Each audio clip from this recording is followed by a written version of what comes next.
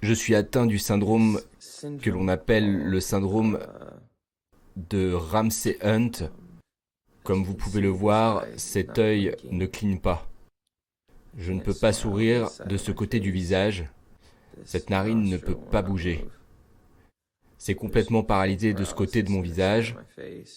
Pour ceux qui sont frustrés pour l'annulation de mes prochains concerts, je ne suis juste physiquement, évidemment, pas capable d'assurer mes concerts. J'espère que vous comprendrez et je vais en profiter pour me reposer.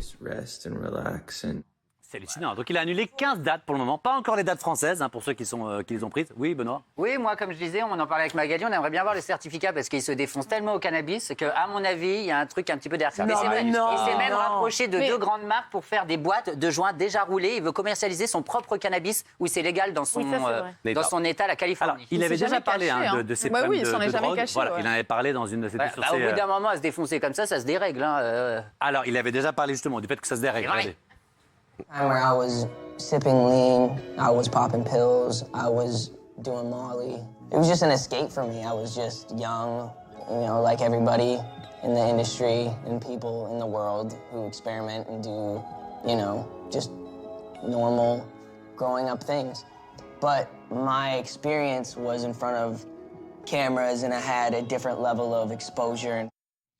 Il ne se serait pas calmé depuis qu'il est avec sa copine et tout, qui d'ailleurs, sa femme, entre parenthèses, a fait un mini AVC il y a quelque temps aussi. Merde. Parce qu'il me semble. Ils n'ont pas une santé très Déjà, ils vivent une période pas facile. Mais parce qu'il me semble qu'il dormait dans un caisson à oxygène. Alors ça, on l'a aussi. Voilà. En fait, ce qui se dit beaucoup, c'est que quand il est chez lui et qu'il y a du monde autour, ses agents, il arrive, dont sa femme qui le calme, il arrive à avoir une vie, mais dès qu'il part en tournée. Ah, voilà, c'était le cas de Whitney Houston, c'est le cas de Britney Spears. Dès qu'ils partent en tournée, qu'ils sont entourés, c'est là que les mauvaises personnes autour arrivent, ça se décompose. Et il faut avoir une vie très saine pour faire, j'imagine, une tournée pareille. Whitney Houston a dû arrêter. Et là, c'est pareil, il arrête des dates. Il faut être préparé psychologiquement. Parce que sinon, il a quand même pas de bol. Parce que cette maladie qui s'appelle Ramsay Hunt, qui provoque la paralysie de la moitié du visage, pardon, pas du village. Du village. Je crois que c'est un pour je sais pas combien. Oui. Une sorte de bactérie, enfin, genre la varicelle et puis un peu de zona, enfin, ça n'a rien à voir. C'est médecin maintenant, toi. Mais je me suis renseignée. Mais ce qui est très étrange, en fait, c'est surtout que ça touche normalement des personnes à partir de 60 ans. Donc c'est bizarre que ça lui arrive si jeune. Maintenant, je pense pas qu'il ait fait semblant d'avoir un œil pour voir. Mais c'est vrai que je pense pas que ça puisse avoir un rapport avec la drogue parce que ça commence par un zona et donc un zona c'est une sorte de virus de bactéries. Mais ça vient de la varicelle autrefois. Et pour finir avec l'histoire du caisson, il est fan de Michael Jackson depuis petit. Il danse comme Michael Jackson, tout ça. Et effectivement, comme son idole, il avait dit effectivement qu'il dormait dans un caisson oxygène. Ça l'aidait beaucoup pour l'anxiété, mais pas pour tout. Regardez.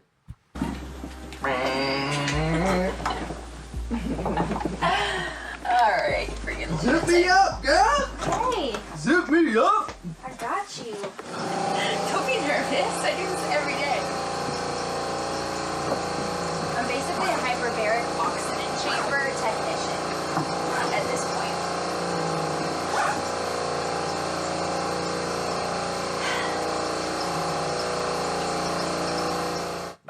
Voilà, donc bien. Il s'est beaucoup rapproché de l'église aussi. Oui, absolument, absolument. Mais comme tous les gens qui, souvent, enfin, les chanteurs comme ça, tout d'un coup, qui commencent à être un peu perchés et tout ça, c'est un peu compliqué quand même.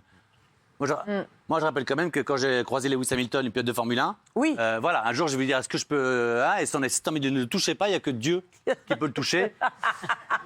Ah oui, là, tu commences à... Ce qui prouve qu'il ne connaissait pas. Il ne savait pas qui tu étais. Oh, t'es mignon.